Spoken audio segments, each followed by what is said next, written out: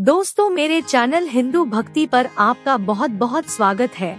कृपया वीडियो शुरू करने से पहले मेरे चैनल को सब्सक्राइब जरूर कर दें और वीडियो अच्छा लगे तो कृपया लाइक, कमेंट और शेयर जरूर करें। अब देर न करते हुए आज की कथा शुरू करते हैं।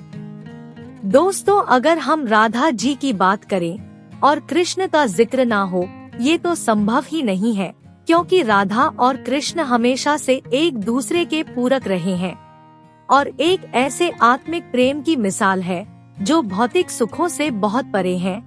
यूँ तो राधा कृष्ण का प्रेम अनादिकाल से चला रहा है, पर द्वापर युग में जब भगवान नारायण ने कृष्ण रूपी अवतार लिया तो संसार को प्रेम का सही अर्थ समझाने के लिए कृष्ण की ही अंश राधा ने यमुना के निकट रावल ग्राम में वृषभान और कीर्ति के यहाँ राधा रूप में जन्म लिया और जन्म के साथ ही राधा और कृष्ण की प्रेम कहानी शुरू हो जाती है।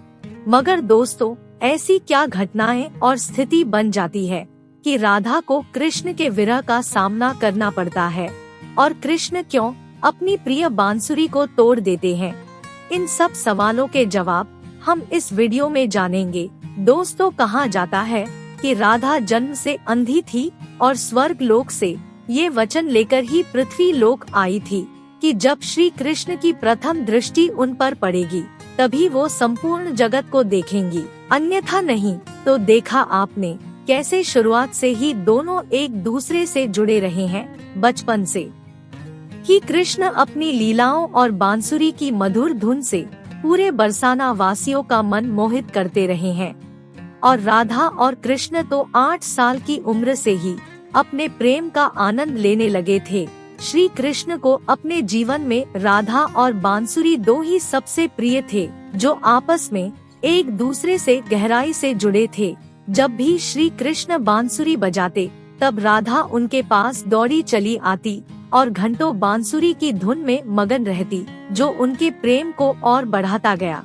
वो यमुना नदी के तट पर बैठकर घंटों समय व्यतीत करते थे, पर उनका ये सुखद समय कुछ ही वर्षों का था, क्योंकि जैसे ही कृष्ण के मामा कंस को उनके वृंदावन में होने का पता चला तो उसने तुरंत ही कृष्ण को मथुरा में युद्ध का निमंत्रण दे दिया, जिसके लिए कृष्ण को अपनी यशोदा माँ और पूरे गांव के साथ राधा को भी छोड़कर जाना था। कृष्ण और राधा दोनों को पहले से पता था कि कृष्ण अब वृंदावन वापस कभी नहीं आ पाएंगे और वो बहुत समय तक एक दूसरे से मिल भी नहीं पाएंगे, तो इसलिए मथुरा जाने से पहले राधा ने कृष्ण से 2 वचन लिए। पहला वचन था कि राधा के हृदय में हमेशा केवल कान्हा का वास रहेगा और दूसरे वचन के अनुसार मृत्यु से पहले उन्हें कान्हा के दर्शन होंगे। परंतु इन वचनों को देने के बाद श्री कृष्ण को पता था कि राधा उनके विरह में बहुत विलाप करेगी।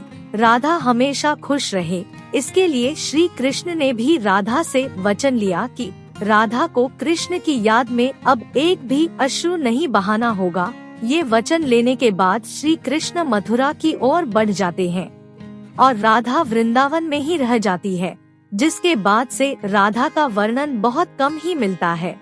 इसके बाद कृष्ण ने मथुरा जाकर कंस का वध किया और अपनी माता पिता देवकी और वासुदेव को मुक्त कराया और फिर उन्होंने मथुरा से आगे बढ़कर प्रजा की रक्षा के लिए द्वारका नगरी की स्थापना की, जिसके बाद से उन्हें द्वारकाधीश कहा गया।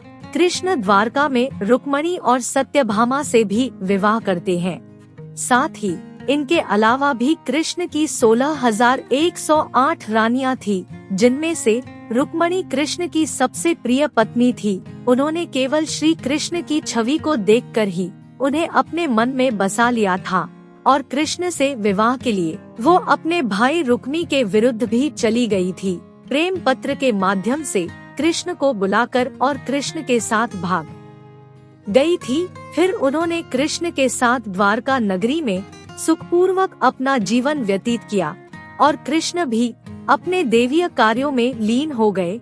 दोस्तों, आजकल तो हम भौतिक विवाह को ही सच्चे प्रेम का माध्यम मानते हैं, पर राधा और कृष्ण तो एक ऐसी मिसाल है जिन्होंने कभी विवाह ही नहीं किया, केवल अपने मन और हृदय से एक दूसरे को प्रेम किया। और इस सच्चे प्रेम से एक दूसरे से हमेशा बंधे रहे। दोस्तों, राधा और कृष्ण के प्रेम की बहुत से अलग अलग कथाएं हैं और उनमें से एक प्रचलित कहानी ये है कि श्री कृष्ण कभी कभी सोते ही राधे श्री राधे बोल पड़ते थे। ये बात श्री कृष्ण की रानियां को अच्छी नहीं लगती थी, इसलिए एक बार रुक्मणी ने श्री कृष्ण से कहा कि हे प्रभु, प्रेम तो हम सभी आपसे करते हैं, पर ऐसा राधा जी में क्या है जो आप सोते हुए भी उन्हें याद करते हैं। इस पर कृष्ण बोले, तुम एक बार राधा से मिल आओ, फिर तुम्हें खुद ही पता चल जाएगा, और उनके लिए कुछ लेते हुए भी जाना। इसके बाद रुक्मणी राधा जी के लिए बहुत गर्म दूध ले जाती है और राधा के महल के द्वार पर पहुंचती है, जहां वो तेज और ओजोन स्त्री को खड़ा देखती है तो उनसे पूछती है कि क्या आप ही राधा हो? तो वो कहती है, नहीं, मैं राधा नहीं, उनकी सेविका हूँ। राधा रानी तो 7 द्वारों के अंदर मिलेगी। तो रुक्मणी जी 1-2 करके ऐसे सभी द्वारों को पार करती जाती है। दोस्तों, जब वो राधा रानी के कक्ष में पहुंचती है तो उन्हें पता चलता है कि राधा कई रातों से कृष्ण नाम जपते हुए जागती रही है और अभी ही उन्हें निद्रा आई है। रुक्मणी राधा की सखियों से कृष्ण द्वारा मिलने के लिए बारे में बताती है, तो इतने में ही राधा उठ जाती है और कहती है कि कृष्ण ने आज मुझसे मिलने के लिए किसी को भेजा है। रुक्मणी आश्चर्यचकित हो जाती है। केवल कृष्ण जी का नाम लेने से राधा जागृत हो गई और उन्हीं के बारे में पूछने लगी। इतना ही नहीं, जब राधा को पता चला कि कृष्ण ने उनके लिए प्रसाद भेजा है तो वो बिना कुछ सोचे रुक्मणी से गर्म दूध लेकर पी जाती है, जिसे देखकर रुक्मणी हैरान रह जाती है। फिर वो राधा जी से बातें कर वापस आ जाती है। ये सब हो जाने के बाद रुक्मणी रात्रि के समय श्री कृष्ण के पैर दबाती है तो देखती है कि उनके पैरों में छाले पड़े हुए हैं, जिसे देखकर वो हैरान रह जाती है और पूछती है कि प्रभु, आप कहीं पैदल गए थे जो आपके पैरों में छाले पड़ गए? तो श्री कृष्ण बोले, आपने गलती से राधा जी को गर्म दूध पिलाया था, जो राधा एक ही बार में पी गई थी, जिससे उनके हृदय में छाले पड़ गए हैं और उनके हृदय में हमेशा मेरे चरण कमल विराजमान रहते हैं, जिससे मेरे पैरों में भी छाले पड़ गए। तब फिर रुक्मणी को राधा और कृष्ण के प्रेम की पराकाष्ठा का पता चलता है कि प्रेम शरीर से नहीं बल्कि आत्मा से होता है, जो हमेशा राधा के हृदय में कृष्ण के चरण कमल के रूप में विराजमान रहता है।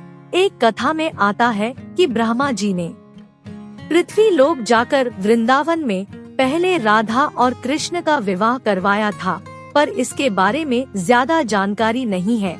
राधा भी वृंदावन में कृष्ण की भक्ति के साथ अपना जीवन व्यतीत करने लगती है और कहा जाता है कि यादव पुत्र अभिमन्यु या आयन से उनका विवाह भी हो जाता है, पर अभिमन्यु आयन को महर्षि दहिषी का श्राप था कि अगर वो राधा को छुएगा तो भस्म हो जाएगा। इस प्रकार राधा विवाह के पश्चात भी कृष्ण के प्रेम से स्वतंत्रता पूर्वक जुड़ी रहती है। बहुत वर्षों बाद जब राधा अपना वैवाहिक जीवन को बहुत अच्छे से निभा लेती है तो वो समस्त जिम्मेदारियां से मुक्त हो जाती है। फिर वो कृष्ण के पास द्वारका आती है। द्वारका पहुंचने के पश्चात राधा और कृष्ण आपस में मौन रहते हुए मन की अभिव्यक्तियों से घंटों एक दूसरे से बातें करते रहते। कृष्ण के अलावा द्वारका में राधा को कोई पहचान भी नहीं पाया। फिर राधा कृष्ण के महल में निवास करने लगी और कृष्ण ने भी उन्हें महल में देविका के रूप में नियुक्त किया, जिससे राधा महल में काम करने के साथ साथ समय मिलने पर कृष्ण की भक्ति और उनसे प्रेम पूर्वक बातें कर सकती थी। परंतु कृष्ण तो अब अपने राजपाट व अन्य कार्यों में व्यस्त रहते थे। दूसरी ओर राधा अपने पुराने कृष्ण को ही याद करती थी, तो कृष्ण को पुराने दिनों जैसा साथ न पाकर राधा का मन और अधिक व्याकुल रहने लगा और उन्हें डर सताने लगा कि कृष्ण की जो मनोहर छवि उनके हृदय में है वो कहीं धूमिल न हो जाए।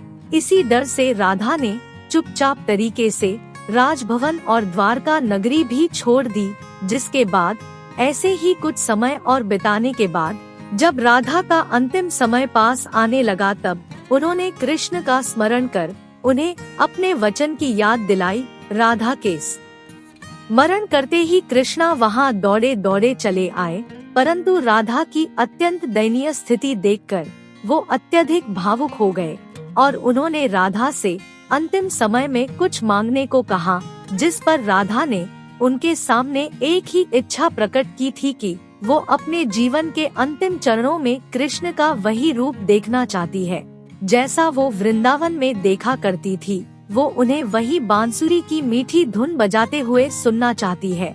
दोस्तों, राधा का ये कहना था कि कृष्ण ने अपनी बांसुरी उठाई और वही मीठी धुन बजाने लगे और बांसुरी बजाते हुए कृष्ण और उनकी धुन सुनती राधा दोनों के ही आंखों से प्रेम के आंसू की धारा बह रही थी। इतना ही नहीं, बांसुरी की मीठी धुन सुनते सुनते ही माता राधा ने उनके सामने प्राण त्याग दिए। इसके बाद उनकी मृत्यु से कृष्ण इतने विचलित हो गए थे कि उन्होंने अपनी प्रिय बांसुरी को वही तोड़कर फेंक दिया था। तो ऐसे राधा की मृत्यु के साथ ही कृष्ण ने बांसुरी से भी हमेशा के लिए मुख मोड़ लिया, क्योंकि बांसुरी और राधा का एक अद्भुत रिश्ता था। इसलिए राधा की मृत्यु के पश्चात कृष्ण ने अपने शेष जीवन में बांसुरी तो क्या किसी अन्य वाद्य यंत्र को हाथ भी नहीं लगाया। दोस्तों, राधा और कृष्ण की प्रेम कहानी के लिए कहा भी जाता है, एक प्राण दो देही। राधा संग स्नेही, जिनके शरीर बस अलग थे और आत्मा एक ही थी। तो दोस्तों, कैसा लगा आपको हमारा आज का ये वीडियो? हमें कमेंट करके जरूर बताइए और जाते जाते चैनल को सब्सक्राइब जरूर कर दीजिएगा।